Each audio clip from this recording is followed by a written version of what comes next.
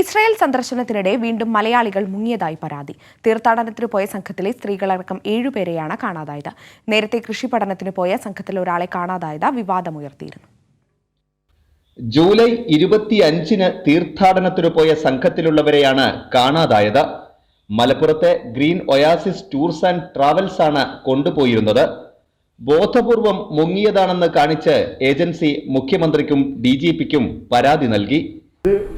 ശക്തമായിട്ട് ഗവൺമെന്റിന്റെ ശ്രദ്ധയിൽ കൊണ്ടുവരികയാണ് ഞങ്ങളിത് സംബന്ധമായിട്ട് ഇന്ന് രാവിലെ DGPക്കും മുഖ്യമന്ത്രിക്കും SP-ക്കും മലപ്പുറം പോലീസ് സൂപ്രണ്ടിനൊക്കെ ഞങ്ങൾ പരാതികൾ അയച്ചിട്ടുണ്ട്. അതിൻ്റെ കോപ്പി എൻ്റെ കയ്യിലുണ്ട്. മുഖ്യമന്ത്രിയുടെ ഓഫീസിൽ നിന്ന് അതിൻ്റെ ഒരു അക്നോളജ്മെന്റ് വന്നിട്ടുണ്ട്.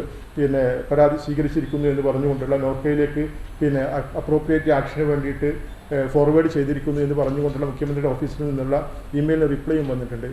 ജോർദാൻ, ഈജിപ്ത്, ഇസ്രയേൽ എന്നിവിടങ്ങളിലേക്ക് പോകുന്നതിനായി 47 അംഗ സംഘമാണ് യാത്ര തിരിച്ചിരുന്നത്. ജെറൂസലമിലെ ബൈത്തുൽ മുഖദ്ദസിൽ വെച്ചാണ് 7 പേരെ കാണാതായത്.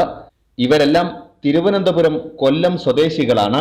കാണാതായവരുടെയെല്ലാം പണമടച്ചത് ഒരാളാണെന്നതും സംശയമുയർത്തുന്നു.